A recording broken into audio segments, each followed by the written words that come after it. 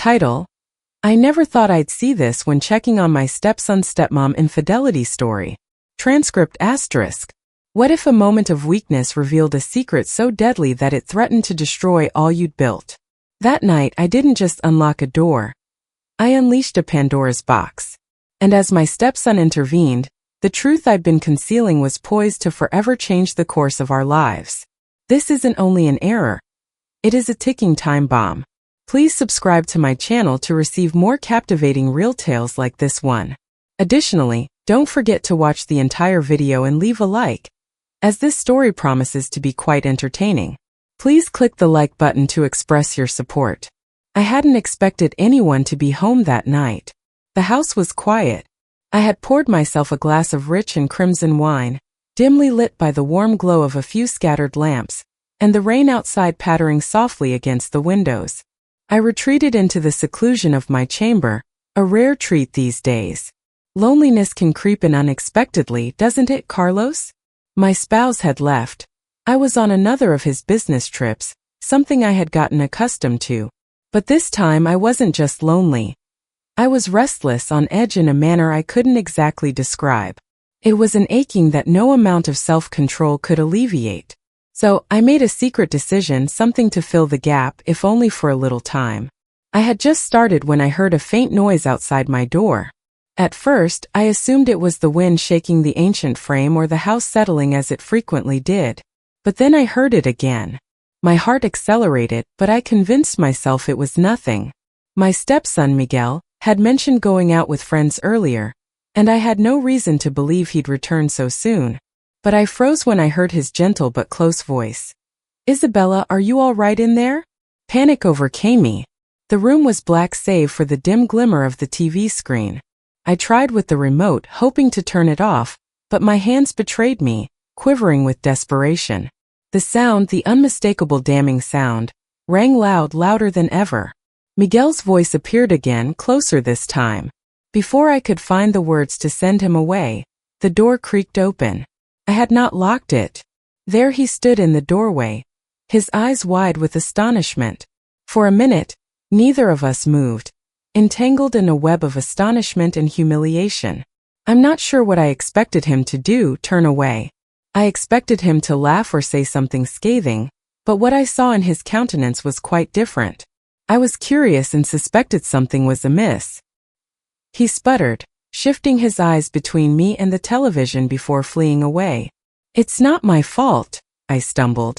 "Its only appearance is my face." My face burned as I searched for an excuse, but the words did not come. The tension in the room was oppressive, like a frail thread drawn taut and about to break. Finally, he cleared his throat and whispered, "I will let you. I should leave," but he didn't. Instead, he lingered for a bit longer, as if he couldn't bring himself to look away. And then something changed. It wasn't simply the humiliation or awkwardness. It was the silence. When the door closed and I was alone again, I knew neither of us would forget what had transpired. I sat there in quiet, the wine glass still held in my hand, my pulse racing in my chest, not from terror but from something deeper, something I didn't want to define. I told myself that night that it was only a mistake, a fluke, but I knew better. Certain lines are irreversible, and Miguel's return home was just the beginning. I anticipated the same quiet, aloof boy I had met when Carlos and I married years before, but at 27, he wasn't a boy. He had a quiet confidence about him now, an effortless charm that I hadn't noticed before. He'd matured into himself despite telling myself it was inappropriate to notice such things. I couldn't help but feel a pang of awareness whenever he was around. That awareness nagged at me after our first encounter. It wasn't only the shame of him catching me in such a vulnerable situation. It was the expression in his eyes, the interest, the way he paused as if something about what he'd seen both fascinated and horrified him. I avoided him for the following several days, fleeing into the kitchen when I heard his footsteps or claiming to be busy in the yard. But Miguel was eager to bridge the discomfort. One evening he tapped on the kitchen door while I was washing dishes. "Hello," he murmured, leaning casually against the frame. "I did not want to terrify you the previous night." I kept my gaze fixated on the suds in the warm water, which was a wonderful distraction. That's okay. I should have locked the door. You don't need to explain, he replied swiftly. I mean, everyone does deserve privacy. There was a moment of stillness before he said, but you appeared disturbed. Are you okay? The question took me off guard. It had been years since someone had asked me that question with genuine interest in the response. Carlos was frequently too distracted with work, and I'd long ago learned to hide my emotions under the facade of a perfect wife. I'm fine. I apologize for my abrupt statement, which I later softened. Thank you for inquiring. He nodded but did not move. His presence filled the little kitchen, and I felt the air between us change, charged with something unspoken. The tension did not release but persisted, wrapping around us in subtle, insidious ways over the following 2 weeks. Miguel and I developed a peculiar rhythm. He was more attentive than Carlos had ever been. He'd offered to assist me with tiny jobs such as bringing in groceries, fixing a broken faucet, or simply sitting with me on the porch as the sun set. One evening, while we drank a bottle of wine on the back deck, he shocked me with a question. Do you ever get lonely, Isabella? I hesitated with the glass halfway to my lips. What do you mean? Carlos frequently disappears, and it seems you don't have many people to converse with. His comments triggered a feeling within me that I was not previously aware of. That is not true, I muttered defensively, shrugging. His gaze steadily. I am just saying I'm there whenever you need someone to chat with or not talk to. His honesty was disarming. It wasn't pity but understanding. It occurred again late one night. I went downstairs to get a glass of water, only to discover Miguel seated in the living room, lighted by the brightness of the TV. He looked up as I arrived, and his expression softened when he spotted me. Couldn't sleep? He asked. I shook my head, not wanting to accompany him. I hesitated but eventually fell into the chair across from him. In the stillness, the space between us felt comfortable at first, but then he turned off the TV and leaned forward, his elbows resting on his knees. He started talking about the other night, his voice low and tender. Miguel, we don't need to chat. He acknowledged that perhaps we don't need to chat, but I can't seem to stop thinking about it. Miguel stood and crossed the room to sit on the edge of the coffee table inches from me, causing my breath to hitch.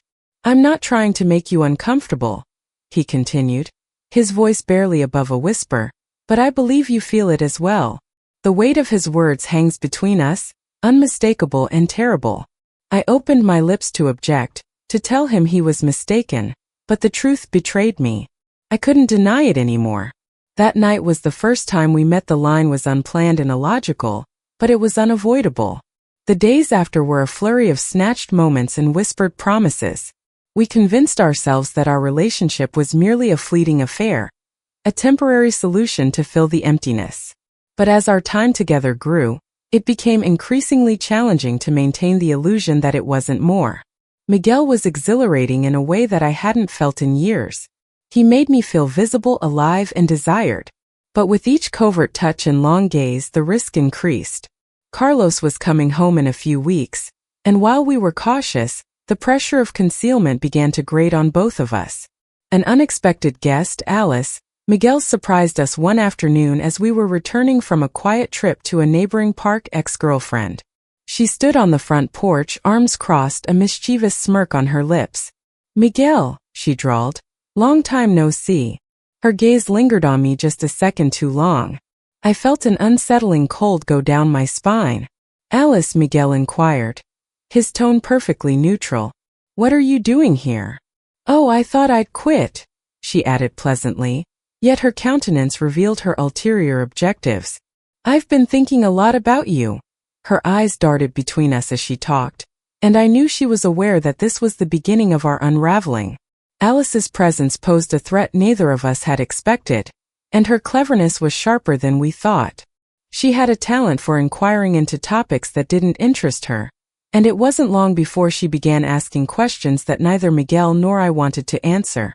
As the stakes increased, so did the anxiety. As I attempted to preserve the appearance of a regular existence, cracks began to show. Alice's reappearance had disrupted everything. Balance. Alice claimed her visit was spontaneous, Yet everything she said felt calculated. Every time she looked at me, her gaze lingered on Miguel for an extra second when she thought I wasn't looking.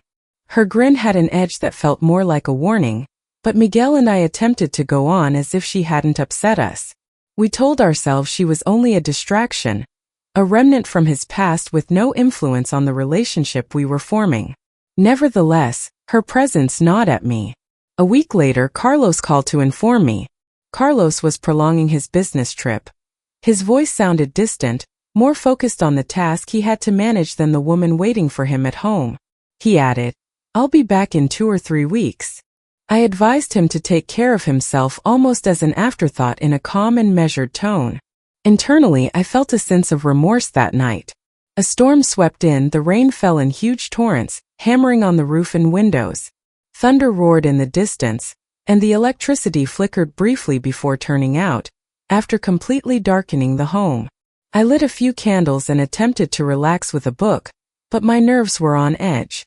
When I heard Miguel's voice calling from downstairs, "Isabella, are you okay up there?" "There, I'm fine," I called back, just trying not to trip over anything. A moment later, his flashlight beam lit the staircase as he climbed up to join me.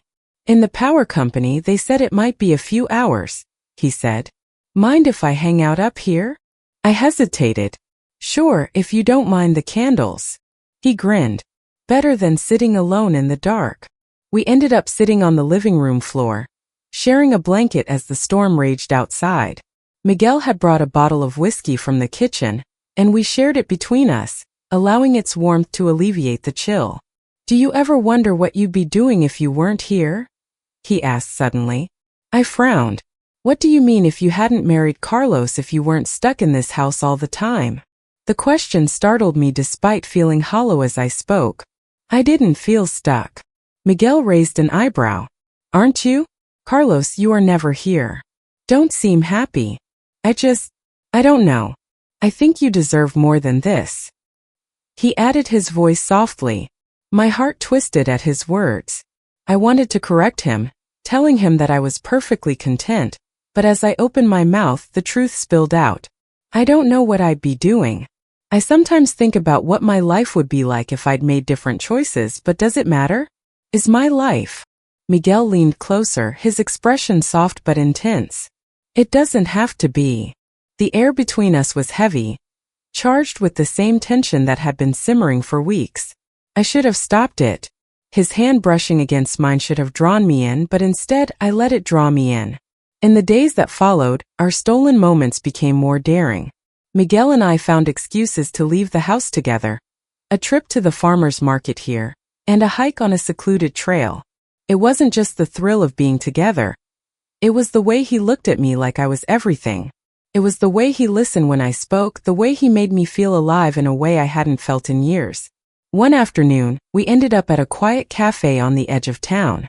The place was nearly empty, and we sat in a booth tucked away in the corner, our knees brushing beneath the table. I feel like I'm living someone else's life, I said, stirring my coffee absently. Miguel tilted his head, studying me. Why do you say that? I said quietly, this isn't who I am. I'm not the kind of person who does this. He reached across the table, his hand covering mine. Maybe you are. Maybe you just didn't know it until now. I wanted to believe him. Alice had not given up on us. Miguel told her we were family, and nothing big was happening. One evening, as I was returning from the grocery store, I found her car parked outside the house. I walked in to find her in the living room with Miguel. Her voice raised in accusation. You're lying, she said to me. I can see it all over your face. Alice, you're being ridiculous. Miguel spoke in a calm yet firm tone, and her gaze snapped to me as I walked in. Part of this isn't you. What's going on between you two? I forced myself to stay calm. Alice, this isn't appropriate. Oh, I think it's very appropriate, she said, her voice dripping with venom. You think I don't know what's going on? I've seen the way you look at each other. Do you really think you can keep this a secret? My heart pounded, but I refused to let her see me falter. You're mistaken, I said evenly, and I think it's time for you to leave. Alice's smile was sharp and cold. Oh, I'll leave, but this isn't over. After Alice left, Miguel and I sat in silence. The tension in the room was almost unbearable. She knows, I said, my voice barely above a whisper. She doesn't have proof, Miguel replied, though he didn't sound convinced. It doesn't matter, I said. She's not going to let this go. Luck reached for my hand. We'll figure it out together. His words were comforting, but the weight of guilt was growing heavier by the day.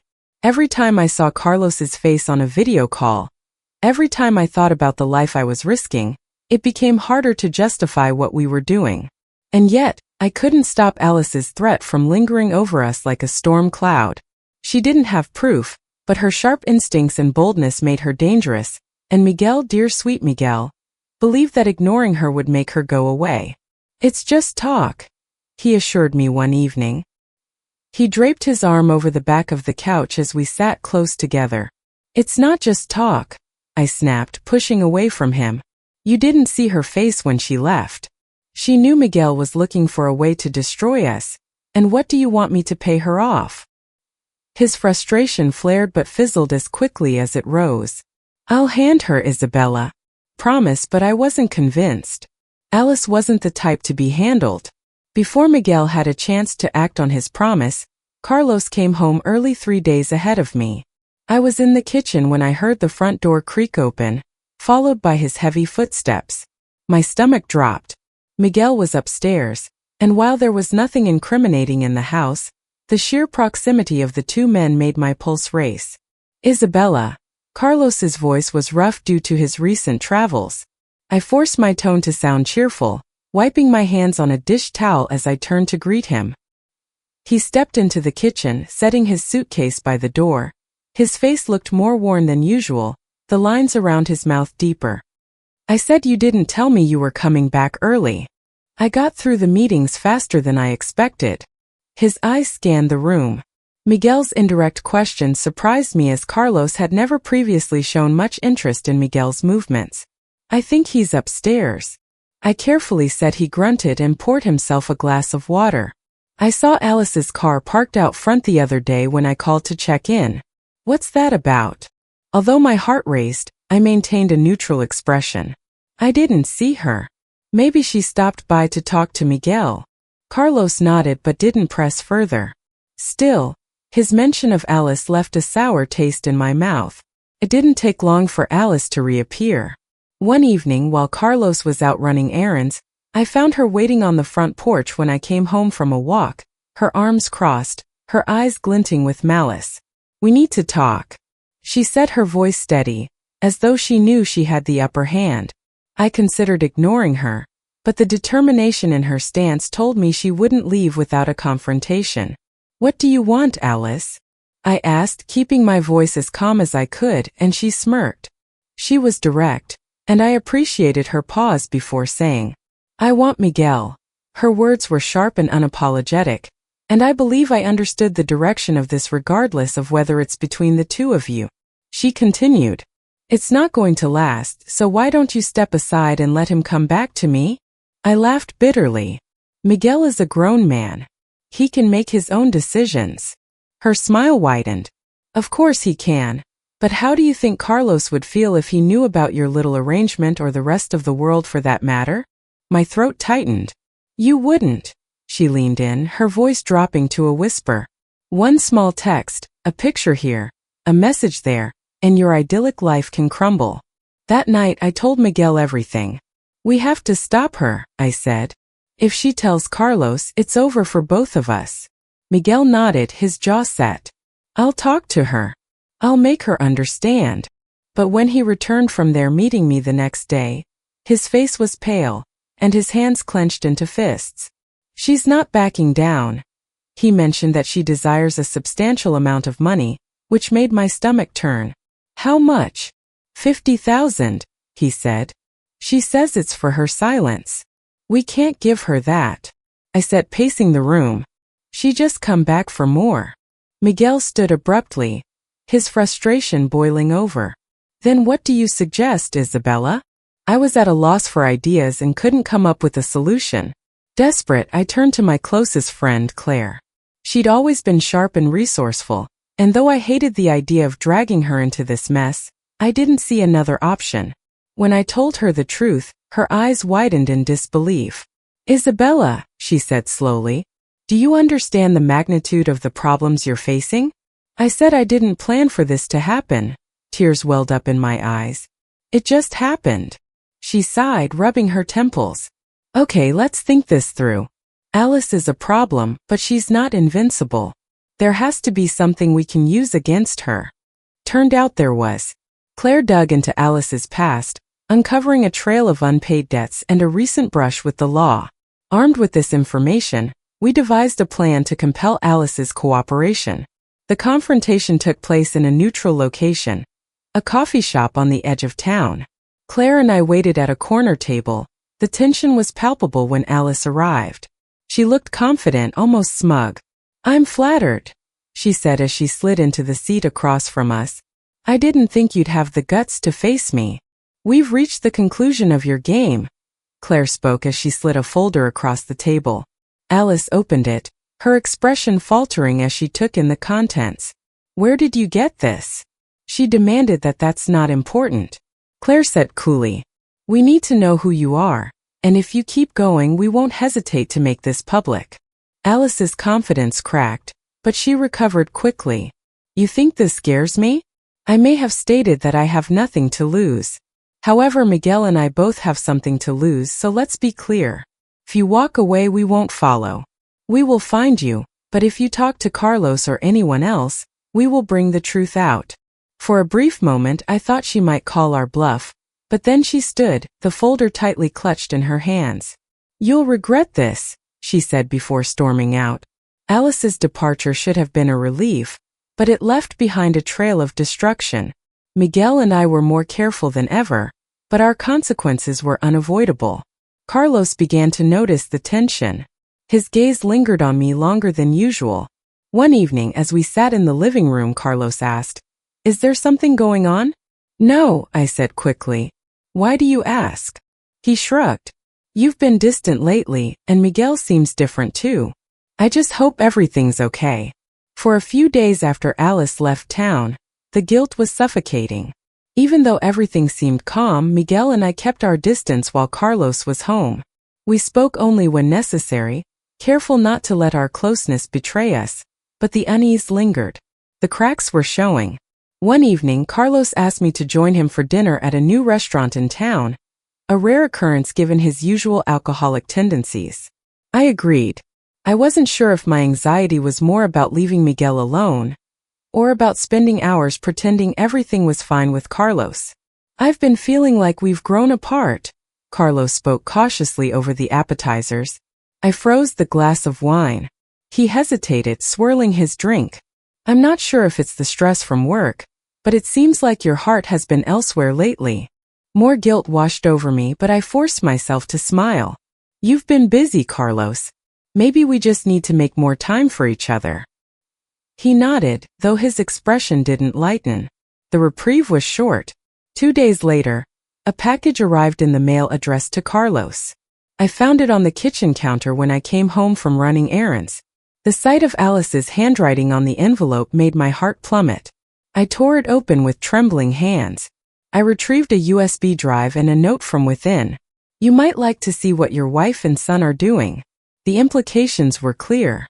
Panic surged through me as I shoved the note in USB into my pocket. If Carlos had seen it first, I couldn't let myself think about what might have happened. I called Claire immediately. She said, her voice sharp with frustration, and so did I.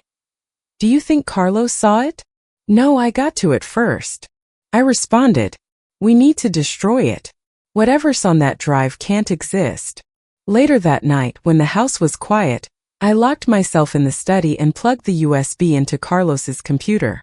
My hands trembled as I browsed through the files, photos, and videos, revealing enough information to ruin everything if Carlos ever saw them. Despite my efforts to delete the files and smash the USB, Alice's determination to destroy us remained unrelenting. The next morning I confronted Miguel. "She's still coming after us," I said, my voice tight with worry. His expression darkened. "I'll handle it." "No," I said firmly. We need to end this for good. Miguel looked at me, his jaw tight. How do we do that? I don't know yet, I admitted, but we can't keep waiting for her to strike. Claire came through again, digging deeper into Alice's life. Unexpectedly, she revealed that Alice had faced embezzlement-related termination from her previous job. With this new information, I devised a risky plan. Miguel and I arranged to meet. Alice was at a motel on the edge of town, far from prying eyes. She arrived late with a smug expression. Alice sauntered into the room and asked, "Miss me?" before dropping her purse onto the bed. "We've finished playing games," I said, maintaining my position. Her smirk faltered. "Oh, are we? That's cute." Miguel stepped forward, his voice low and steady. "We know about the money you stole from your last job. We know everything." Alice's confidence wavered, but she recovered quickly. "So what? Do you think anyone's going to believe you? You're the ones with something to lose, not me." I pulled out a folder of documents that Claire had gathered, bank statements, emails, and a signed complaint from Alice's former employer. Alice's eyes narrowed as she snatched the folder. This is blackmail," from my hands. "It's leverage," I corrected. "You leave us alone and this stays between us. But if you try anything else, this goes." When Alice saw the police for the first time, she appeared genuinely shaken. She threw the folder onto the bed and stormed out without another word. The relief was short-lived. A week later, Carlos confronted me in the kitchen.